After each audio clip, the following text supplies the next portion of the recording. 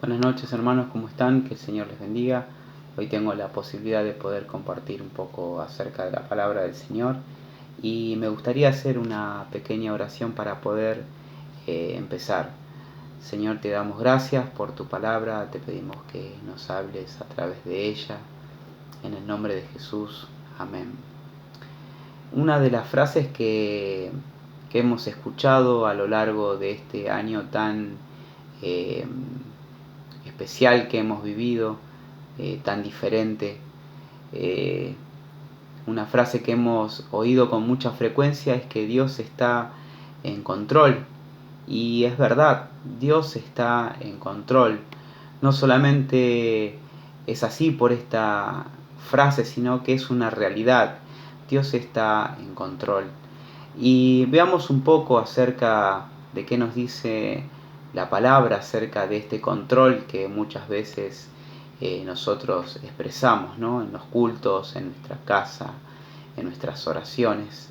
Así que vamos a abrir la Biblia y vamos a leer en el Salmos 135, versículo 6, y dice: El Señor hace lo que le place por todo el cielo y toda la tierra, y en los océanos y sus profundidades. Creo que cuando hablamos del control de Dios, de su soberanía, de que Él reina y de que está en control, creo que nosotros, los cristianos, todos podríamos ponernos de acuerdo con eso de que Dios reina y de que está en control cuando cosas lindas y cuando nos suceden cosas buenas también. Obviamente damos gracias a Dios y porque Él está en control y porque Él reina, ¿no? Y quisiera que veamos dos áreas acerca de este control de Dios.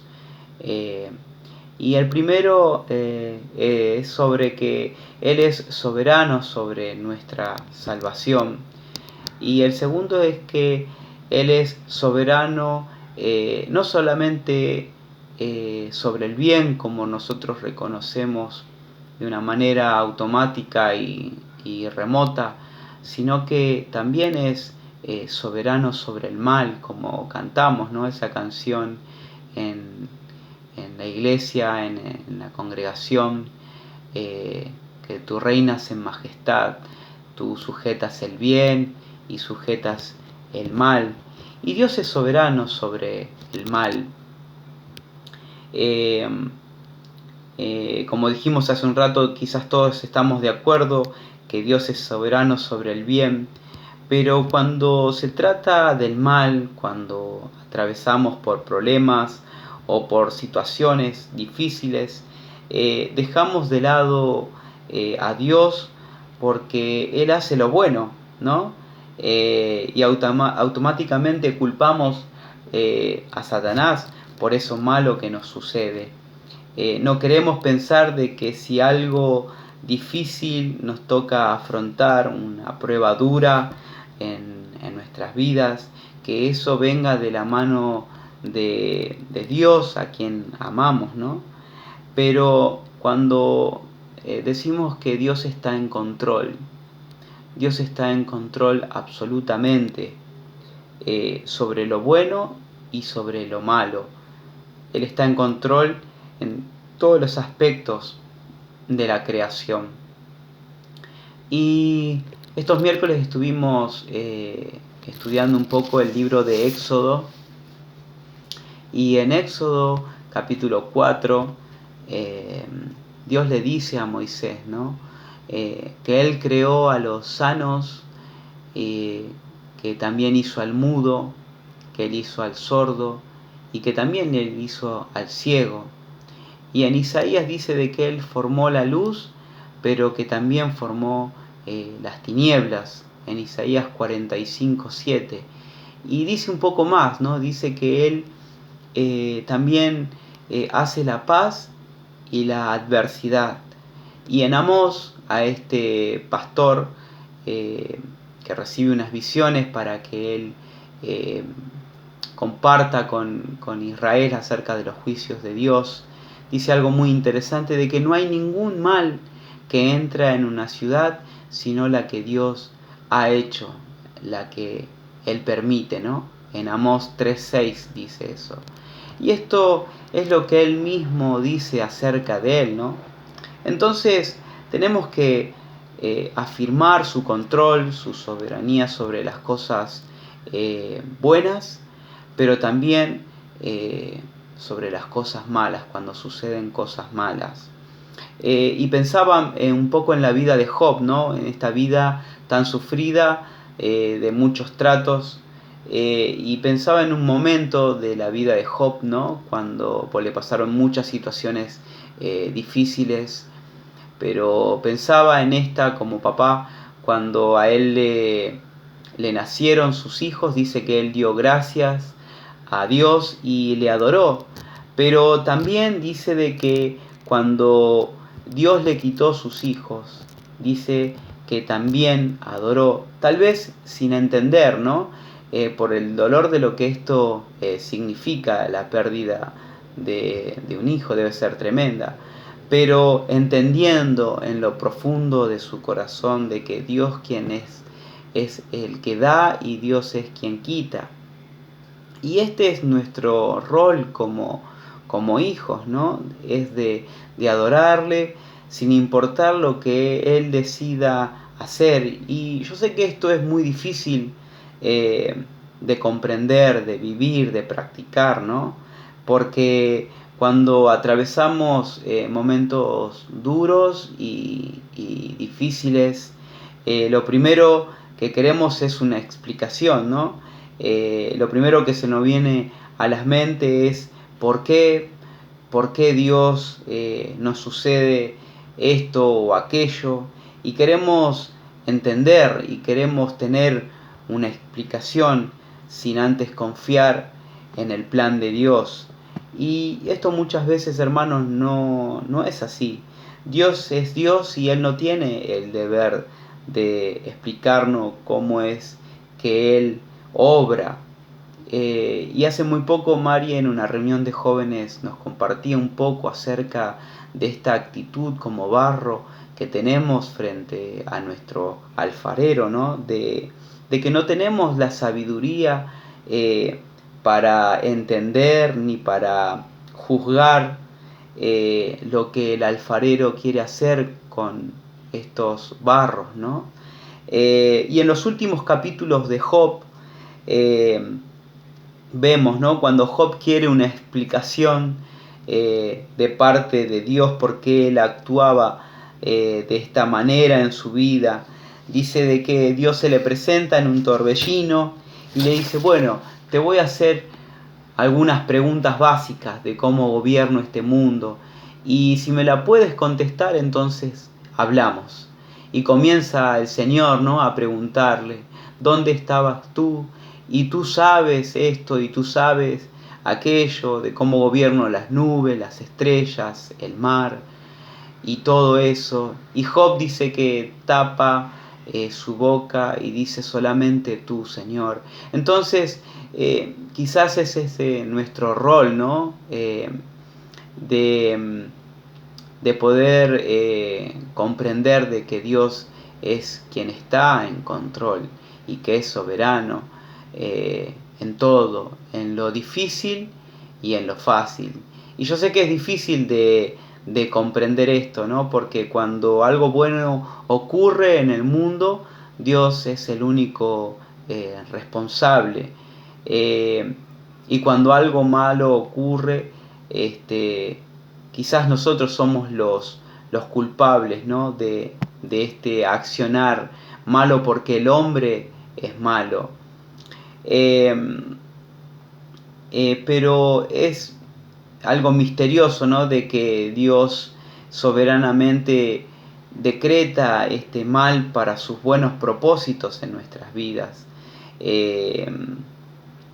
Y es difícil y es muy duro de comprender esto, pero tenemos que confiar que Dios tiene esos buenos propósitos para cada uno de nosotros. Y recordando un poco lo que dice Romanos 8, 28 y 29, donde Pablo explica de que todo lo que pasa en nuestras vidas ocurre con un solo propósito, con un solo fin, que es de transformarnos a la imagen de Jesucristo. Y esto, hermano, es nuestro mayor bien, esto es nuestro mejor bien, ¿no? Y también nos tiene que provocar gozo de que Dios soberanamente nos garantiza de que todo lo que nos pasa todos los días de nuestras vidas, sea difícil o sea fácil, es para transformarnos a la imagen de Jesucristo. Y como les dije también de que quería hablar un poco acerca de este control y de esta soberanía que Dios tiene aún sobre nuestra salvación, ¿no? ¿Y por qué quise mencionar esto? Porque quizás de alguna manera pensamos de que participamos de esta salvación, ¿no? De alguna forma. Pero esto no es así, ¿no? Porque si no tendríamos algo de gloria en ello. Pero la Biblia dice claramente de que no contribuimos en nada a nuestra salvación, en ninguna manera. Quizás podemos llegar a pensar de que quizás es mi fe la que me ha acercado al Señor, ¿no? Pero Pablo dice acerca de esta fe de que también es un regalo que Dios nos ha dado. Dice en Hechos que los discípulos creyeron por la gracia de Dios. Entonces, si aún la fe nuestra en nosotros, que nosotros pudiésemos generar, también no sería producto de algo de que gloriarnos, ¿no? Porque en Efesios capítulo 2, versículo 4 dice de que nosotros estábamos muertos por causa de nuestros pecados, de nuestros delitos y pecados. Y no es por no es por la fe de un cadáver, como acá nos llama Pablo, de que nosotros somos salvos, sino que somos salvos por la gracia que el Señor ha tenido con cada uno de nosotros. Y Pablo dice, es solo por la gracia de Dios que ustedes han sido salvados, por gracia. Por eso Pablo dice que Dios hizo todo a fin de que toda la gloria sea para Dios. Dios es quien salva. Por esta misma razón, hermanos, demos gracias al Señor, porque soberanamente quiso salvarnos, ¿no? Y esto es un misterio, ¿no? Porque dice que desde antes de la fundación del mundo Él nos ha elegido. En Romanos capítulo 9, versículo 18 dice, así como ven, Dios decide tener misericordia de algunos y también decide endurecer el corazón de otros para que se nieguen a escuchar. Esto debemos aceptarlo así, ¿no? De que es así como Dios actúa. Él decide endurecer el corazón de algunos y decide tener misericordia de otros. Y Pablo en el versículo 19 de este capítulo, en el capítulo 9 de Romanos, dice, se adelanta a esta pregunta que quizás todos nos haríamos, ¿no? En nuestras mentes. Y dice, pero me dirás, ¿por qué sin culpa? ¿Quién ha resistido su voluntad? Pablo, en vez de explicar esto, dice, ¿quién eres tú, hombre, un simple humano, para discutir con Dios? ¿Acaso el objeto creado puede preguntarle a su creador, ¿por qué me has hecho así? En el versículo 21 también dice, cuando un alfarero hace vasijas de barro, no tiene el derecho de hacer lo que él quiere con ese barro. Y la verdad, hermanos, frente a este texto, un texto como este, literalmente tenemos que hacer como Job, ¿no? Y tapar nuestros labios y decir, tuyo es todo el dominio, tuyo es todo el poder, Señor, tú eres soberano, yo soy barro en tus manos, tú reinas y y yo me someto. Y Job en el capítulo 42, versículo 2 dice, conozco que todo lo puedes. Y vuelve a hacer esa pregunta que Dios le había hecho, ¿no? Vamos a leerlo, Job, capítulo 42,